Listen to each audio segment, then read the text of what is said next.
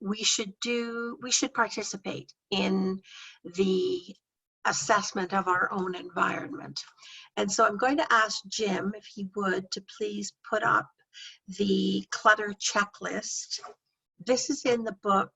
This is one of the assessment tools that is in the book, Conquer the Clutter, Strategies to Identify, Manage, and Overcome Hoarding. I'm not plugging the book. I'm just saying there's a hard copy version of this. If this interests you and you want to know more, there's a whole section on environmental assessment and self-assessment that's part of the book. So I'm going to ask people if they could just take a second and get a paper and a writing tool, and let's go through this clutter checklist, and you scale yourself, all right? Obviously, it's a very zero-sum assessment tool. It's a yes or a no. The more no's you have, and the more it is urgent for you to start doing something about the areas where the no's occur. You note that some of the no's have a star beside them. Any no or yes with a star beside it is of particular value. So for every answer that has a star, I want you to give yourself 2 points. And for every answer that is appropriate, yes or no, give yourself 1 point, okay? It'll become obvious as I read through this, right? In the environment that you're considering an issue that's brought you here today, can the doors, all doors, open all the way? Yes, they can. You have a 0. No, they can't, and it's a star. You have a 2. Is there accumulation stored? So that's where it remains a good deal of time behind the door. Yes. Then you have a 2. You have a 1, sorry, I'm not enough coffee. If it's a no, then you have a 0.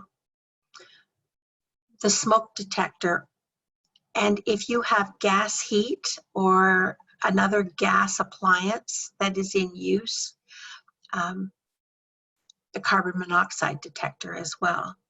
Are they in place and working? They're operational. You've tested them. You know they're working. If yes, you have a 0. If no, it's a star. You have a 2. In the kitchen, is there clear passage through the kitchen?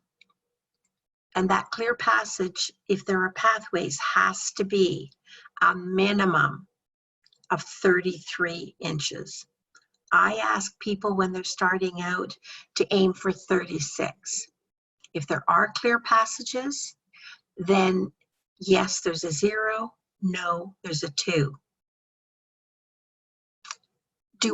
Are items prone to falling out of cupboards so that when you open the cupboard door, they fall out at you because they're overfilled? Yes, there's a 1. No, there's a 0. Are countertops in the main mostly covered? Now, we're not talking about the toaster, the blender, the tools that you use, the microwave. We're not talking about those stable things that we all use. We're talking about the working surfaces, or are things that are not on the working surfaces pushed back against the wall, but they're not the normal average things that a person would keep ready at hand in their kitchen. So if there is a yes, it's a 2, a no, there's a 0. Are items stored in front of the stove? So that would mostly be on the floor. Tremendous tripping hazard. Would not be the first time someone had a severe injury or started a fire. If yes, it's a 2. No, it's a 0. We all use extension cords, but this is a little different. Are extension cords used permanently because there aren't enough electrical outlets? So are you circumventing the electrical panel by the use of extension cords? We're not talking about short length power bars, all right? Or a power bar. Mostly it's the cords that are the problem. They're a problem on 2 fronts. First of all, they are a really ready at hand tripping hazard, all right? The second thing is they become impaired. They can become impaired because they wear out, they crack, or they can wear out because, or become impaired because if there are other piles on top of the extension cords that hide them, that creates a burrowing environment for vermin. Mice love, absolutely love to chew extension cords. And so what I would ask you to do there is see if you can't rearrange the furniture so that if you need extra capacity in your plug, you can manage it with a power bar, and preferably a power bar that has protection against power surges. But if you're in this state right now and it's a yes, then you've earned yourself a 2, a no is 0. Clear ventilation around the fridge, all right? So every so often, pull your fridge out, reach behind it with a long-handled tool and vacuum the dust and the grease and the grime that builds up behind that. If there is clear ventilation, yes, 0, no, a 2. Is the space in your kitchen usable for its intended purpose? So when you look around, can you eat on the table? Can you sit on the chairs? Do you have room to push your chairs out? Do you have room to pull your chairs in? Is the stove in working order? Are there clear surfaces on either side of the stove so nothing can fall or get blown onto or topple onto the stove? Is the fridge where fridges go, against a wall, or has it been improvised some other way? Are the counters clear enough, good enough? Remember the principle from last week? It doesn't have to be perfect. It just has to be good enough. And good enough is that there is available space. The better part of the time, you don't always have to move things in order to make space. The next room we want to look at is the living room. Are there clear passages to and through the living room to other rooms? Or are doorways blocked or impeded in some way that you'd have to step on or over things? If they are clear, yes, no.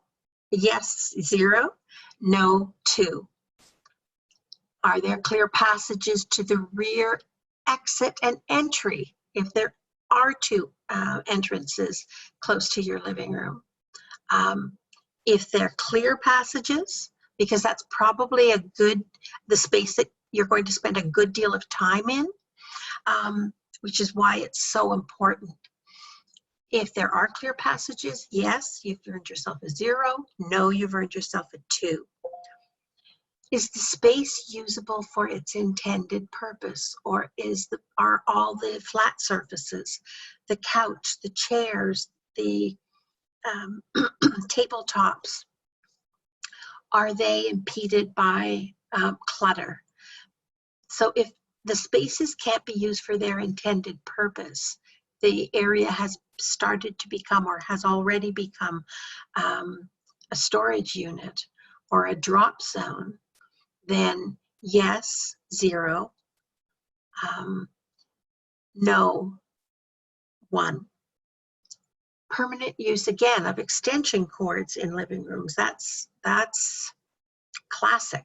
All right, for tables that get put beside chairs because chairs are put in a preferable location, but you can't plug the lamp in or the tabletop lamp in, and you use an extension cord. Extension cords for TVs and for other implements that you have in your living room. You know, many people keep their computers in their living room so that they have ready access to them, but they have them consistently plugged in by an extension cord. Not a good idea, all right? So if you do have extension cords that are not used on a very time-limited usage window of opportunity, if it's a yes, it's a 2. If it's a no, it's a 0. Are items stored on top of heat vents? All right, that then causes a lack of circulation of air, particularly the cold air return, but the hot air returns as well. And whatever dust or mouse scat that has dried is now being dried out, and it's being made into a state where it can become mixed in the air, spread in the air through the circulation of the air. And remember that quite often in hoarded environments, the air quality is not very good, or it's started to become impaired. And so you need that circulation of air, that normal, healthy circulation of air. In the basement, has the basement become basically a storage unit? And even if that's where you store many or most of your things, you still absolutely need to have a 33 to 36 inch pathway clear, absolutely clear. Nothing has to be moved to the electrical panel and all heat sources, all right? And heat sources can be your furnace, but your cooling surface as well. Any air conditioners, if they're not central air outside, anything that heats, if you have a gas hot water tank or any other device in that basement that produces heat or is connected electrically, you need free, clear access to it. So if it is clear, yes is 0, no is 2, but that one actually should be a 4, because I want you to put a star beside that. We always start with safety. I know that people want to reclaim their spaces. They want to lower their anxiety. They want to create the life they want. And while that is very important, that's the reason, you know, we make the effort. That's the reason we exist, is to have a reasonably healthy and happy life. Safety always comes first.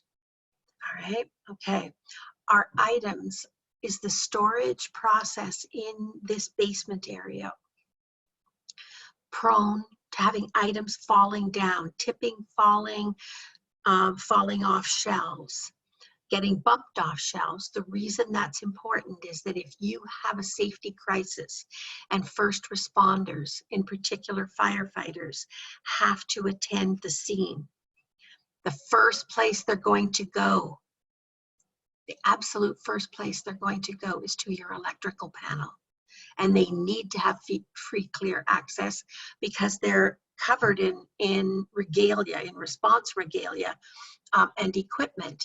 And they take up that 33 The 33 inches is not a random number that somebody picked out of the air, all right? It's the absolute minimum that it would take a firefighter to get through to the areas in order to stop the power and the source of the fire. Electrical panel is the first thing they shut off. But this is also true to your furnace, no matter whether it's oil or gas, but in particular if it's gas or propane.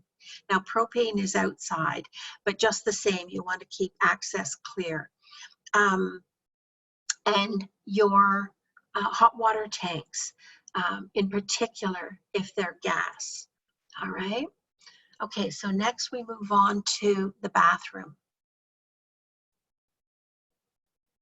Are there items hanging from the door? You know those, they just, when I see this, I think, oh my goodness. All right, when items are hanging from the door, largely what I'm talking about are those space extenders, all right? It's true that in most homes there isn't enough storage, but you are better to get yourself a garment rack and put it somewhere where it is accessible, in a spare bedroom or in one corner of your room, but not those space extenders that hang from the door. The reason for that is, first of all, you're fooling yourself, right? That is a way to begin to normalize an excessive accumulation. The other thing it does is it impedes that first question, okay, that the doors can open all the way. Because once you start using those space extenders, it becomes really, really, really difficult to give up the temptation. So somebody just asked a question, even for towels. Well, I'm not familiar with a towel rack that hangs from the door.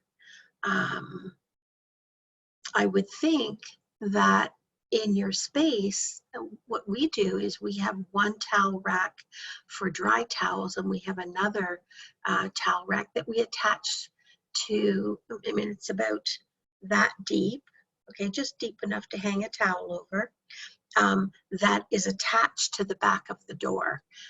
So when you open the door, the clearance, when the door is installed, you know, there's always about that much clearance where the hinges attach. So that towel rack across the back of the door for wet towels or dry towels, whichever you prefer, when you open the door, you can still open the door all the way. Okay, you can even put two of them on the back of the door if you want, if you don't have enough wall space. But just be very careful that the depth of the towel rack respects the limit of the casing size on the installation of the door, so that you can open that door 100% of the way. Again, doors, are you storing things behind the door?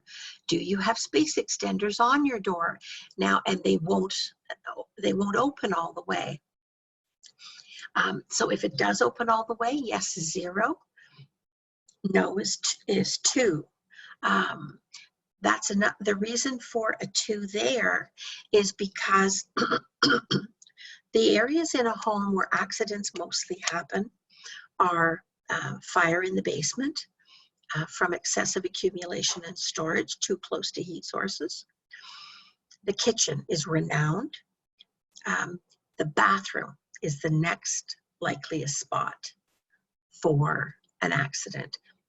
Catching your foot coming over the tub or slipping in the shower, and first responders have to get in. They don't pick this number for no reason. That gurney, when they come to rescue you, it occupies that 33 inches.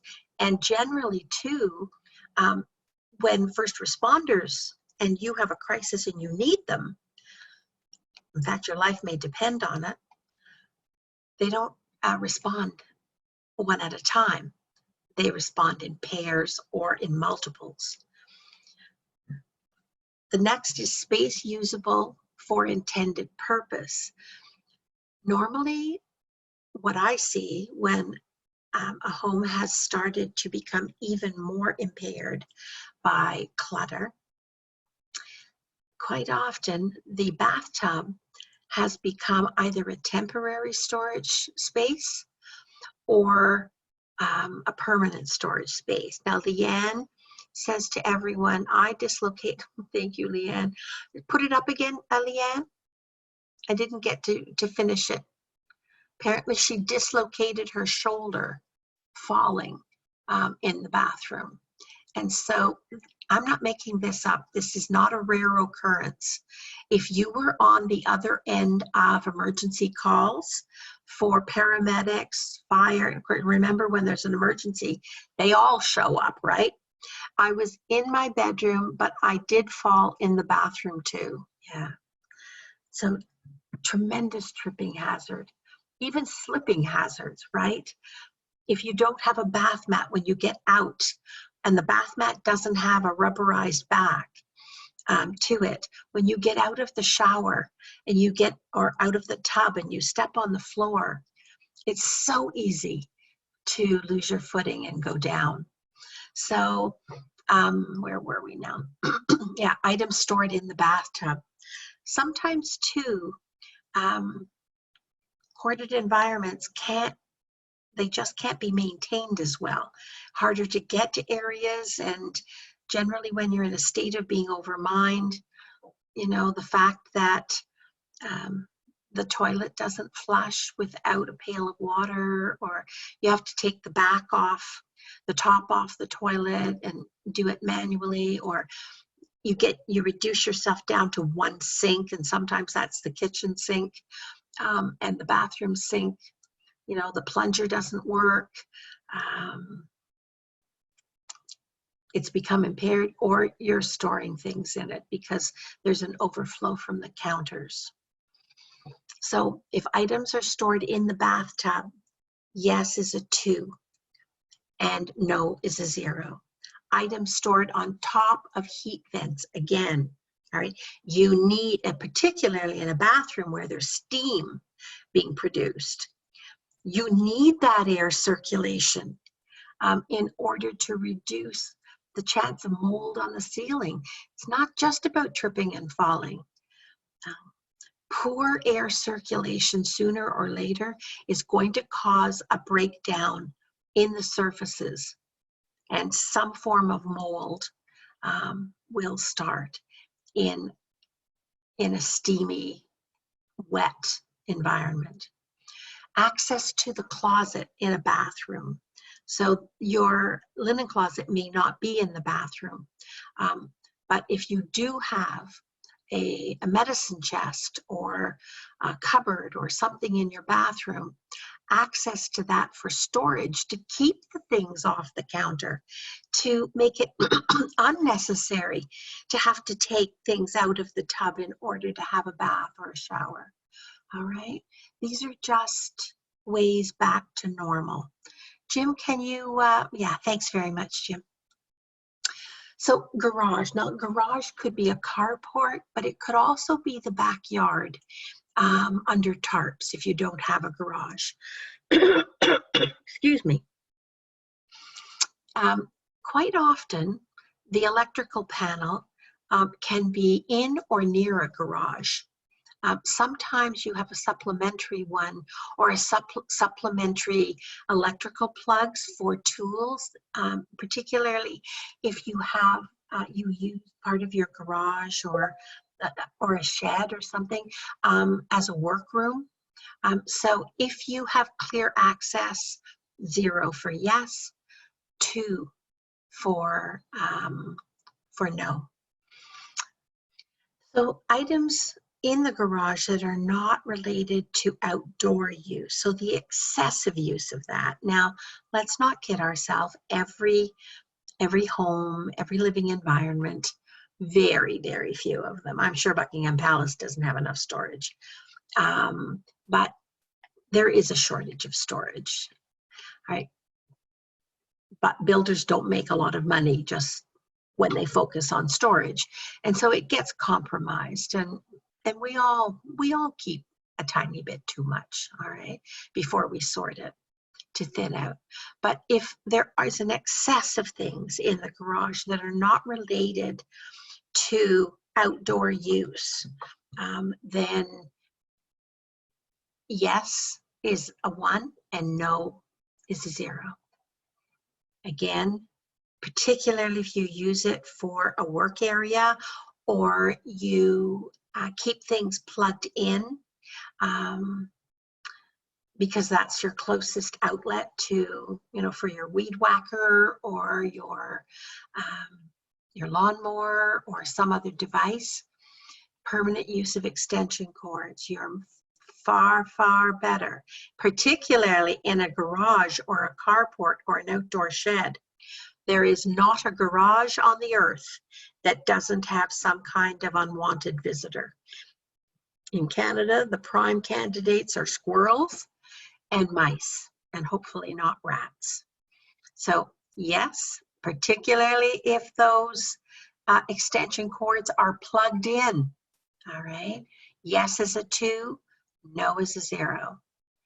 Clear access to all doors so that it's not so stuffed full that something topples and prevents entrance or exit. Are the spaces usable for their intended purpose? Not everybody keeps their car in the garage, and there's nothing wrong with that. That's a choice. But ask yourself, if you're not keeping your car or vehicle or outdoor implements in the garage or in your outdoor shed, then what are you keeping it for? Is that becoming a handy, available space for you to keep excess numbers, the overflow from what needs to be decided inside, okay? It's just delaying the process that you need to engage in. Balcony or patio, particularly balcony. Is there clear sight of the floor? So on a balcony or a patio, are you storing things there that you could trip over or that will attract birds? Pigeons in particular are renowned, but other birds as well, because bird scat is also very toxic. You should not be trying to clean that up without N95 mask, gloves, all right? And I double glove. I'm not exaggerating the toxicity of it. Are items on the balcony just related to the enjoyment of the balcony? Or are you using it as an outdoor storage space? When you're finished, could you ask Jim to scroll up to the top again so we can make something? Okay, Jim, when we're finished this, would you scroll up to the top? So has that outdoor balcony become, or your patio, or your porch, has it become a storage unit? That's not its intended purpose, all right? And in many areas, you're going to make note of the list areas. Okay, that's from Meredith. Thanks, Meredith. In many areas, you are risking raising the alarm flag for bylaw property standards if you are in an attached accommodation, and also fire services. Can we get a copy of the Word document? Yes, I probably would recommend, or can we print it off? Well, you can print it off if you have it on your screen. That's not a problem. It's just the most user-friendly tool. If you find these tools really helpful, I don't mean to pitch the book, but everything you're going to need okay, for the sake of, what is the price of the book? $25 now, on Amazon.com, and free shipping. You can get it as well from Indigo Chapters, from Barnes and Noble. Is it? Yeah. If you have the book, yes. It's on page 40, 44, 45. And you also have activities of daily living on 46, 47. So yes, if I have the book, it's right in there. Print it off. Put it on your printer and print it off for sure. Again, clear access to the entrance door of your patio. If you don't have clear access to the door, the entrance door to your patio or balcony, you have a problem. All right, you have a problem that needs dealing with. That space is being used as extra storage. And I really encourage you to question that. What we're going to do now is I'm going to answer the questions that people have submitted, and then Jim and I are going to take you through the pictures that represent safety hazards from zero in all different areas of the home.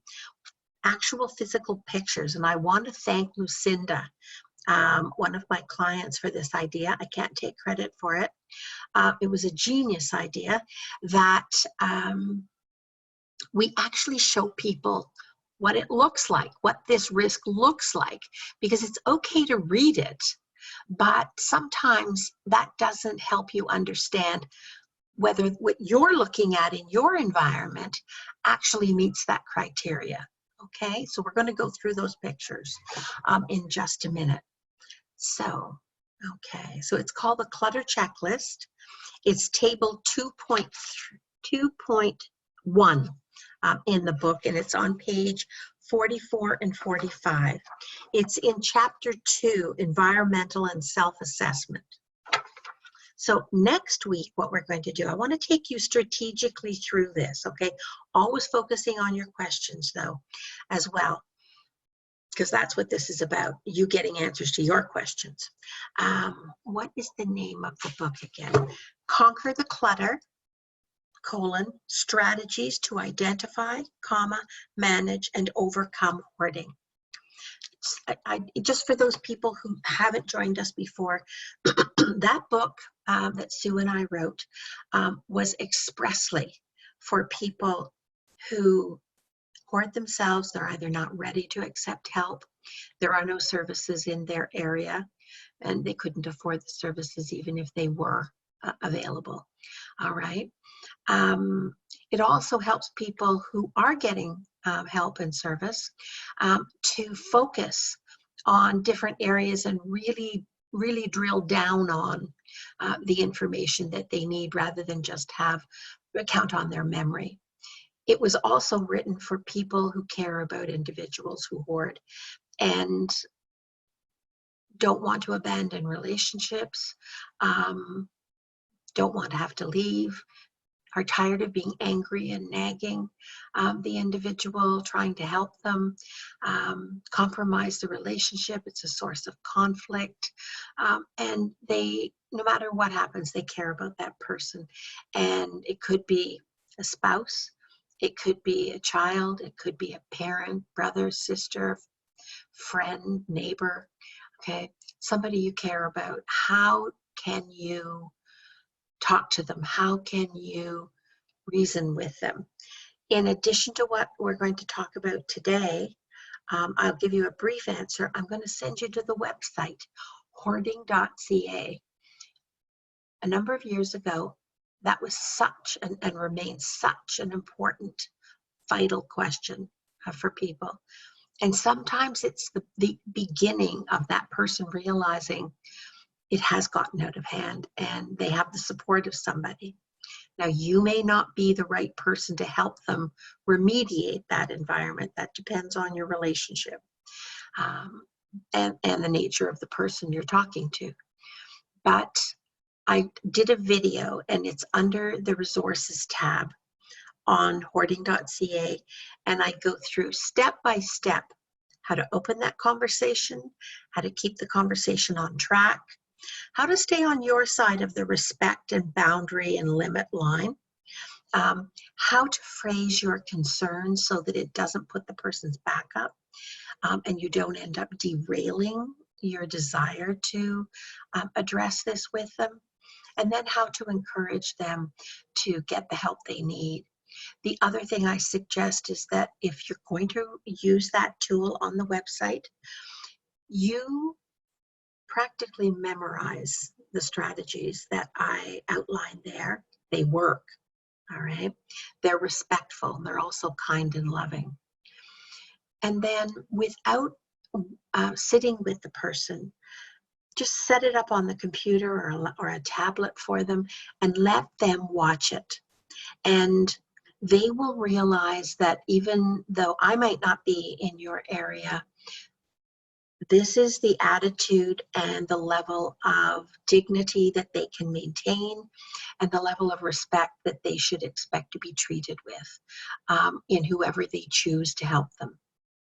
If all else fails, again, I'm not pitching, but if all else fails, you can contact me and we can see whether it will work out for me perhaps to give you a few counseling sessions by distance counseling. Yes, that's right. Conquer the clutter, strategies to identify, manage, and overcome hoarding. Okay, Jim, let's move on to the pictures. So we're going to go through area by area, and because safety is always first, we're going to look at heat sources, and we're going to look at entrances and stairways and hallways. Okay, so this hot water tank, this conditioner is a 0. There's nothing to impair access. There is nothing that can present a fire hazard or an ignition hazard. And just as we start this, I want to tell you, this is really important.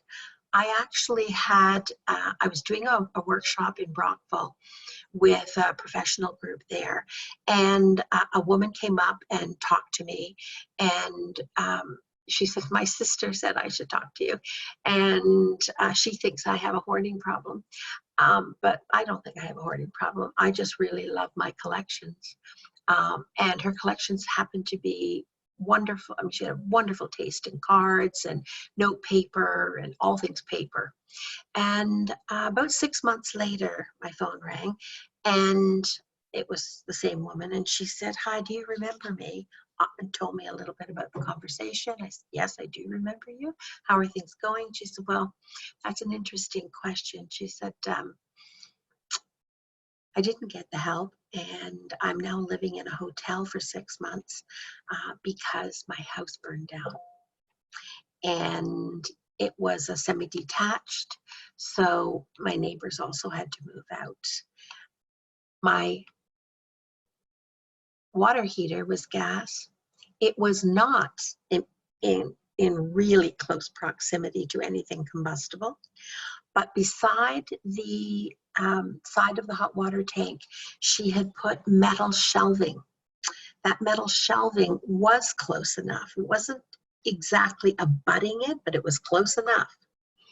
And when the fire extinguisher, when the hot water tank misfired,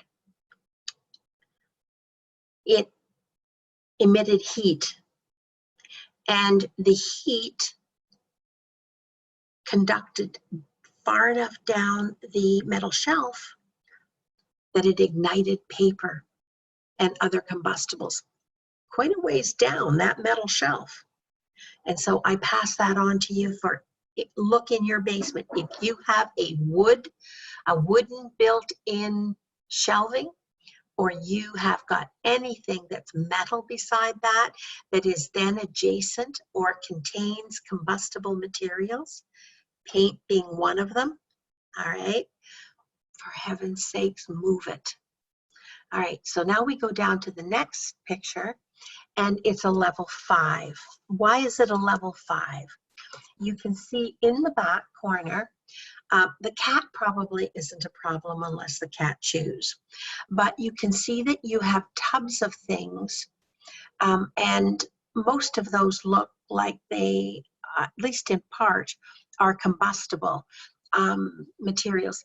It's not a good idea to have plastic near a heat source either, because plastic gives off toxic fumes, and oftentimes you can't even smell it. And I was told one time by a firefighter, I did training for the Fire Inspectors of Ontario down in Gravenhurst.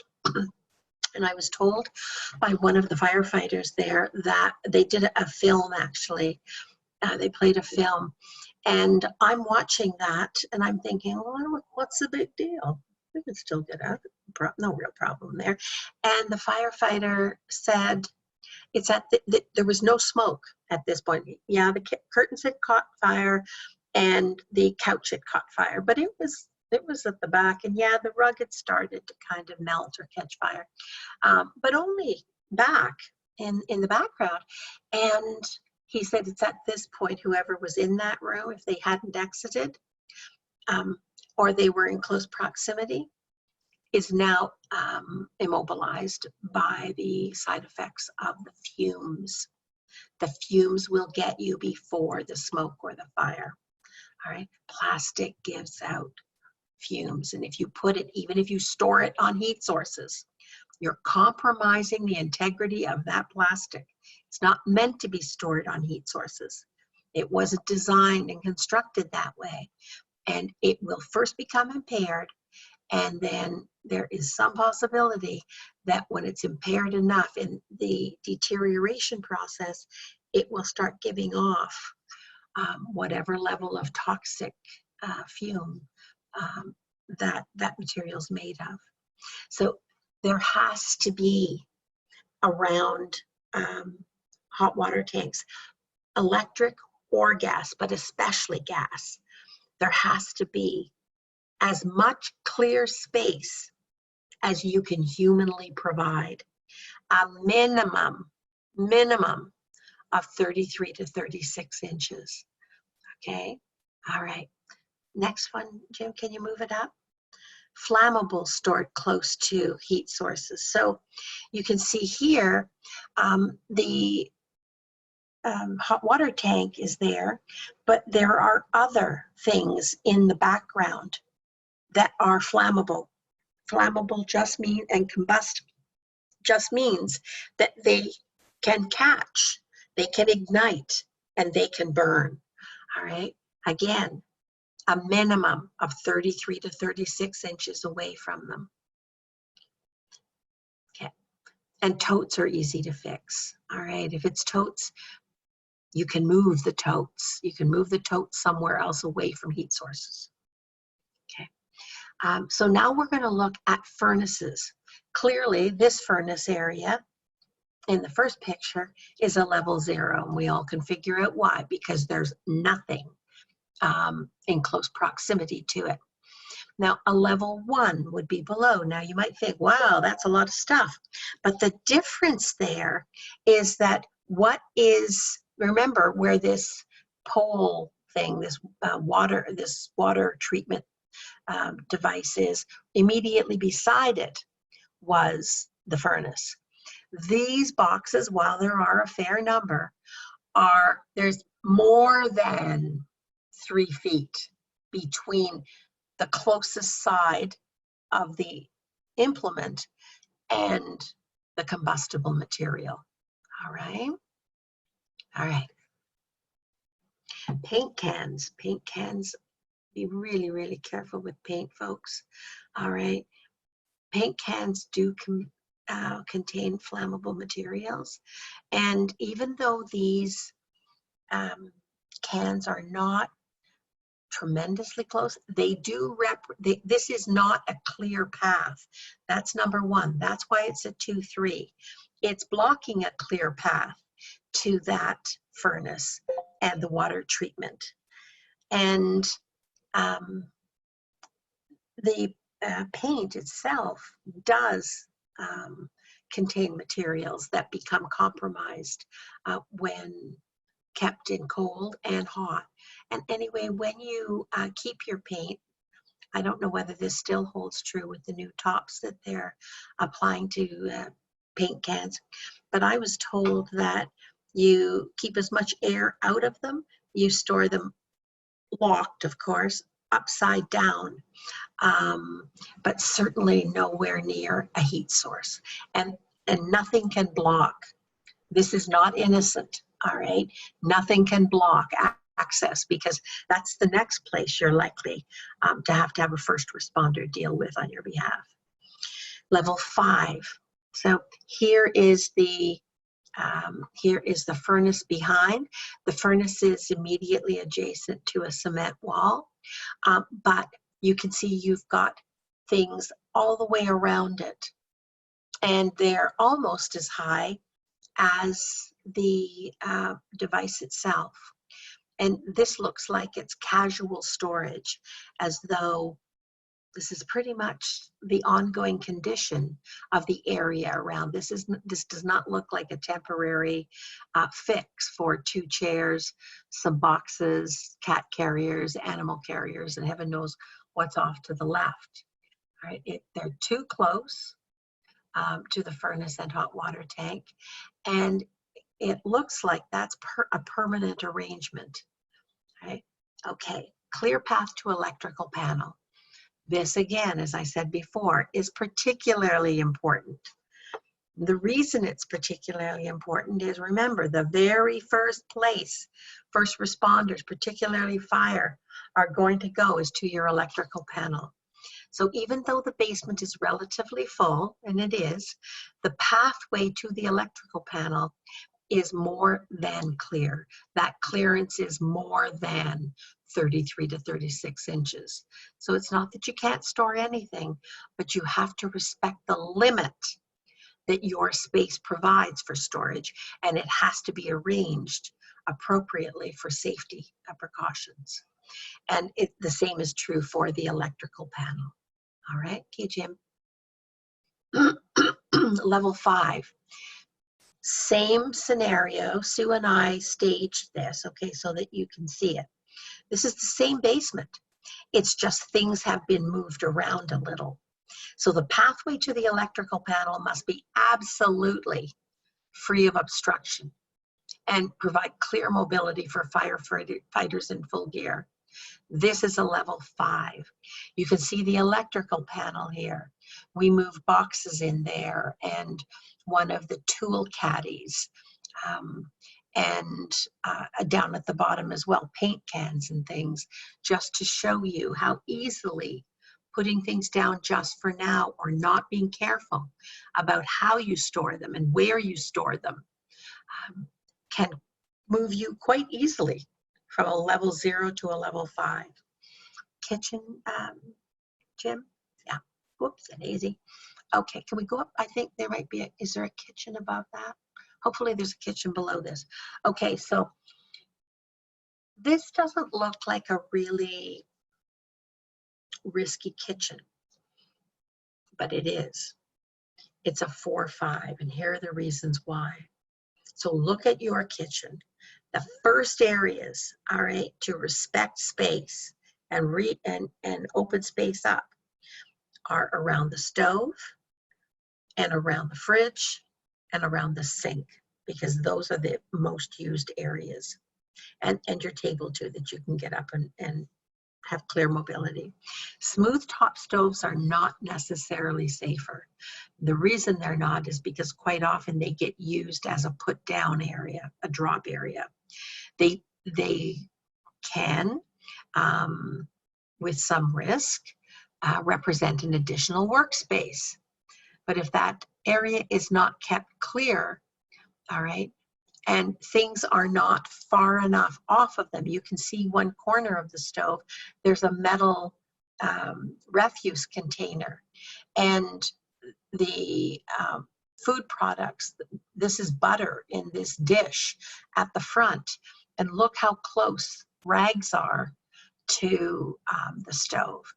those hot surfaces will cause a breakdown in materials.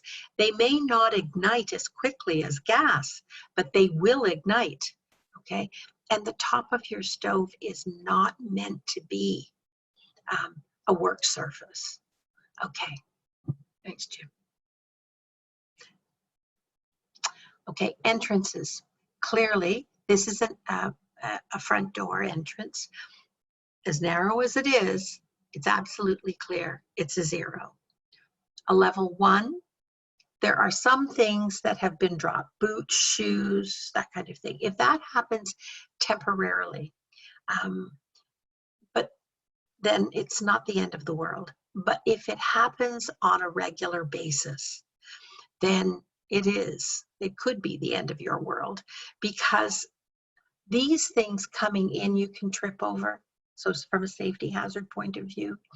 And clearly this is an indication that you've got a busy, fast speed lifestyle when you're putting down the cat carrier in the front hall, or you're putting down, you're leaving multiple shoes and boots. Find a spot in the bottom of a closet.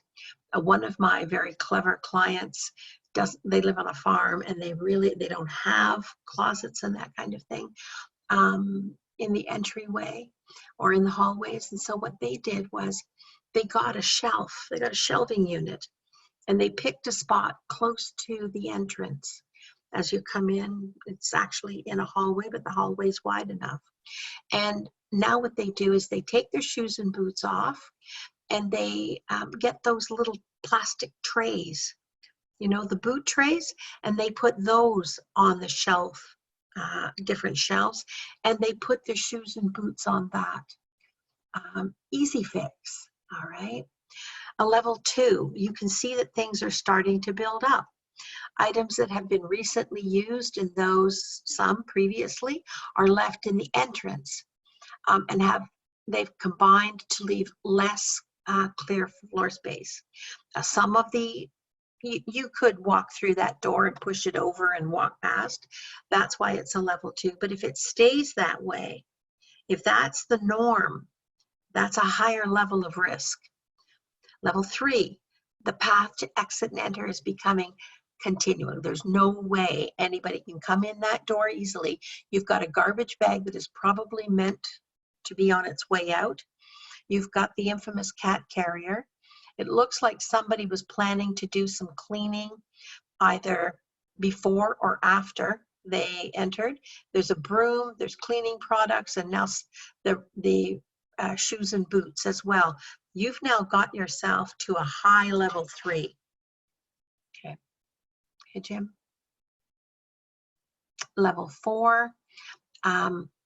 You're now this doorway is now impassable. And if you only have 2 entrance and egress routes, remember, in the case of an emergency, you want to access your closest one, all right? Some items may be placed in this location short term, such as garbage bags. But when you are putting garbage bags there, when cleaning supplies remain part of the storage in that area, you now have a problem. Look at your areas, please. Your entrance and egress routes, look at them. And if they at all mimic this, please start dealing with your safety areas first. Okay, Jim? Level 5. After this, out of respect for the fact that most people have planned to spend an hour at this podcast, I'm going to handle the 4 questions after this, this last slide. So you can see here, the coup de grace is the turkey, all right? Clearly, this has become a go-to area to put things down and forget about them. This is an extended version of just for now, all right? And there is no just for now. Just for now is a lie we tell ourselves, okay? And it only leads to one place, and that is to excessive clutter and other areas that become just for nows. In the book, I outline because life's not perfect. None of us are perfect, all right? So you need to find a way to be human. And in the book, I outline that each room or each area needs to have a permissible drop zone. It eliminates the need for just for now. That drop zone, though, has some conditions. The conditions are, first of all, it is a defined space. It is not a highly used space. You can put things down in that drop zone, in whatever room, but there's a time limit. You're making a date for with yourself to come back to it. It's not a forever drop zone. And the other thing about it is whatever is stored or kept on that drop zone, none of it can touch the floor. It is never a floor space, all right? And when what you're putting on that drop zone causes it to tip or lose its stability, you have a date with that stuff, okay? Okay, questions. So one of our participants today said, my front room is clear, but the rest of the house is full of my mother's things. She died 8 years ago this week. How do I get started? Well, first of all, acknowledge that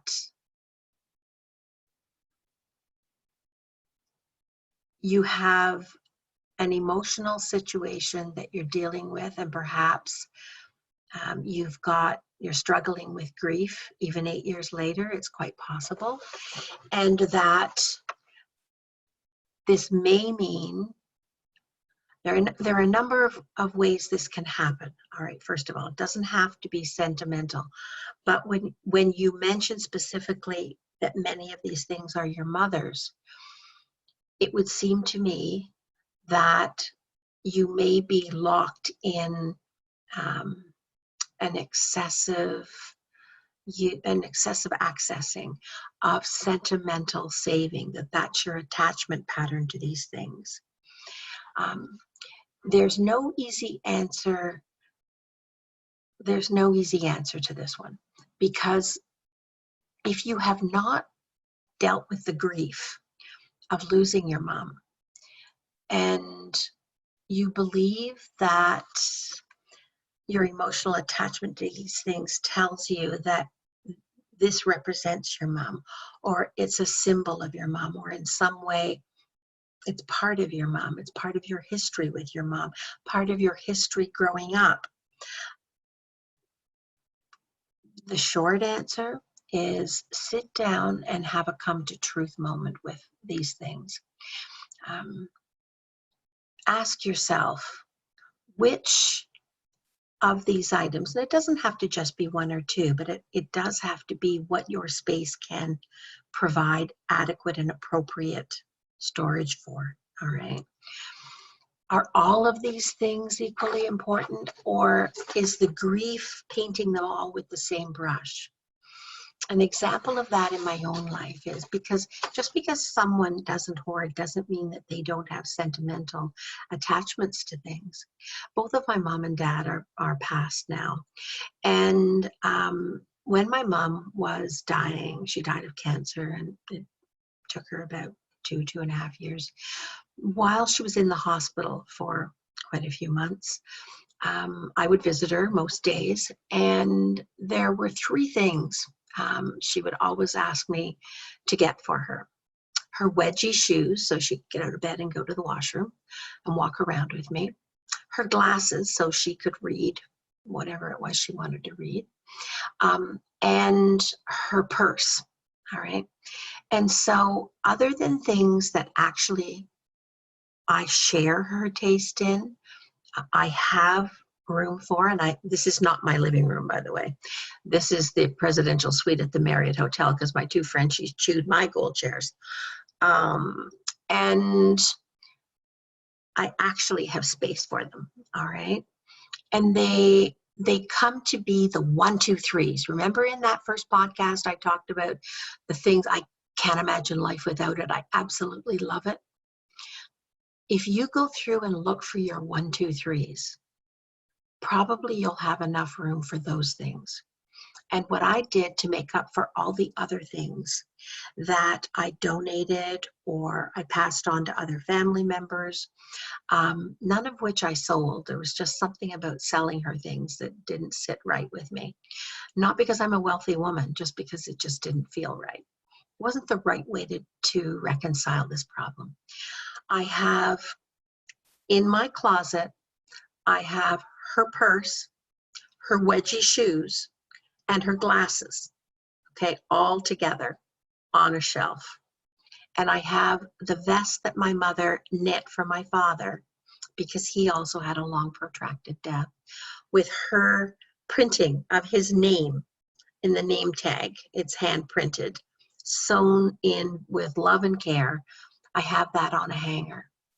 And that, when I look at those things that I can manage, that really I don't need, but I can manage the space for them, they remind me of all the other things and all the memories, and the love they had for one another and us, and the care they took, with themselves, with each other in their relationship, and the way they took care of each other. That says it all for me. I would encourage you to try that as a first attempt, okay? It probably will help you really make a dent in the build-up, and I wish you all peace, because your mom's still with you, all right? It's not about the stuff. That's one of the things when you let go of things, you realize you were really dependent on that, as though they were the individual. That love doesn't die. Nothing can kill love, including death. All right? So good luck to you. Second question. My psychotherapist says that people with anxiety should not make lists, as they're likely to cause more anxiety. But when I don't make them, I get anxious that I will forget things that would have been on the list. What's a good solution? I don't believe what your psychotherapists believe. From experience, the trick is don't make the list a life's work, okay? So I want you to divide everything that you need to look at. So there's the three categories, the 1, 2, 3s, 4, 5, 6, the 7, 8, 9, 10s. And go back and listen to the previous podcasts or get the book if you want to have a further understanding of that. But the other thing too, with lists, I want you to have 3 piles, only 3 piles, okay? An A pile, a B pile, a C pile. The A pile are those things that imminently you need to deal with. There's a deadline, and that deadline may be the end of today or tomorrow. That's how urgent they are. That should not be the hint, a trick. That should not be your biggest pile. B are those things that you need to do, you need to deal with, that do have a deadline. They're important. They're just not urgent, but they have a deadline. Might be a bill payment. It could be renewing membership in something. That kind of thing is your B pile. Your C pile are those things that you really should get around to, it would be nice, but you don't have to deal with those until they cause you a problem. Now, sometimes they do start to rumble and cause a problem, in which case they either become an important with a deadline that's not imminent, they get moved into that pile, or they might get moved into the A pile. No, this has now become really timely and really important. Okay? Try that. And you can make a list of don't make a list of the whole thing. Make a list just of your A pile and your B pile. Your C pile is going to talk to you when it's time. You don't have to worry about the 100 other things that you coulda, shoulda, woulda done. Okay? Just give yourself a break. Be gentle with yourself. Third question. How can I engage with professionals who do not have experience dealing with hoarding? That's tough. Because would be interesting to know what kind of professionals. So if it's a psychiatrist or a psychologist or your family doctor or some other lawyer if that's involved.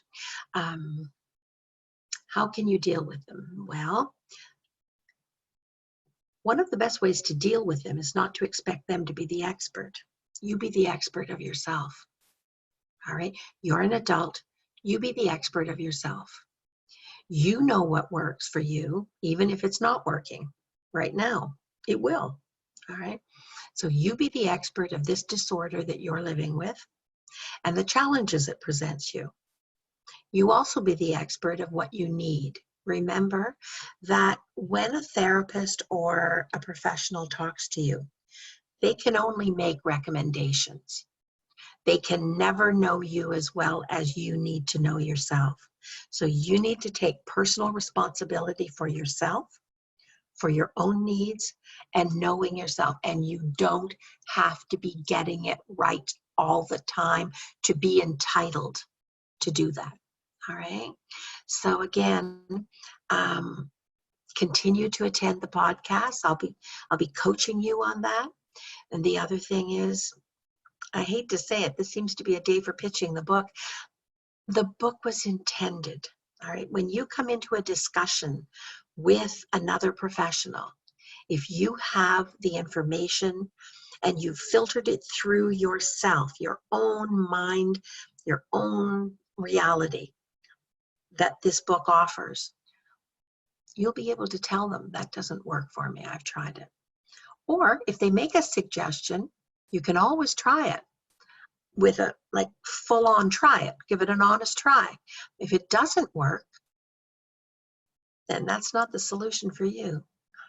If you need to, you may have other professionals. Quite often I work with individuals who also have a psychiatrist, and the psychiatrist manages the psychiatric part, and I handle the mental health and the hoarding part, all right? And my fees are covered under most insurance plans, depending upon the conditions that are set by your insurance. And it doesn't have to go on for life, just enough to get you self-starting, okay? Fourth question, if there are any other questions, send them now to the chat line. How can I engage with someone I know is potentially dealing with hoarding disorder, but is resistant to do anything about it? It depends on what the resistance is about. On this one, just remember that, I mean, it's an old saying, but it's very, very true. You can lead a horse to water, but you can't make them drink, all right? And depending on how their hoarding disorder is affecting you, loving someone doesn't mean letting them perpetually hurt you or impact your life negatively so that you can't have the life you were meant to have, all right? That's where healthy boundaries and limits come in. So learning how to set limits for that individual with deadlines in a respectful, compassionate, supportive way can often be important for that individual. How to get them to engage, to accept help themselves. I said earlier in the podcast, I guess, listen to the video, watch the video on hoarding.ca. If they're willing to, get them alone. You don't sit with them and make them feel self-conscious and as though now they're obliged. Just give them the chance to open their mind. The other thing you might do, gosh, this is a day for pitching the book, is get a copy of the book and leave it lying around, okay? You read it, and while you seem to be reading it, you're not overtly giving it to them as though you need this. They may get curious when you're not reading it. Give them plenty of time to get curious when you're not reading it, all right? How can you stop the hoarding reoccurring? We clean and get things. When you continue to hoard, I would really encourage you, and you have made that observation. Good for you. That's a tremendous step forward, okay? you really do need coaching now to understand what your vulnerabilities are, where it's coming from, and maybe what your triggers are, because you would seem to be, your question seems to indicate that you're getting it remediated and then there's a relapse, right? Depends on how young you started to hoard, depends on the other supportive factors that feed the hoarding disorder, what you have of those: ADD, ADHD, depression, anxiety, OCD. There's a longer list than that, but it's a defined list. I'd like to hear from you, and let's see whether maybe with a few coaching sessions, I can help you identify what your triggers are. Because hoarding, if you started early enough and it's gone on for a very long time, it's a little like type 1 diabetes, all right?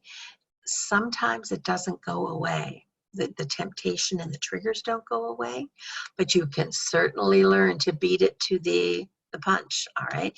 You can learn to manage it. You can learn to identify when you're starting to experience those vulnerabilities and you're predisposed to re-hoard, and the triggers, all right? Triggers are huge. So maybe a session, 2 or 3 sessions, just to see what those might be, and because once you're aware of them, you've got a lot more control. You can see it coming then, all right? You can feel it coming, all right? You deserve a chance to beat this thing, all right? There was one more question that the last question that came up, Jim, can you just post that again? You're welcome, Leanne. I don't see a last question there. There was a question just before the how can I prevent it from reoccurring. There was a question. Are they timed at all? If you haven't had your question answered, could you pop it over to Jim?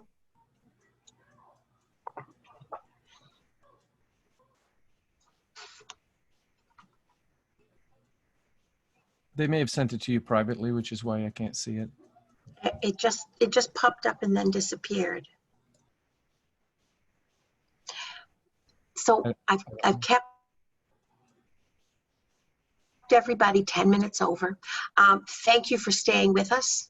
Come back next week. Next week, we're going to be talking about self-assessment.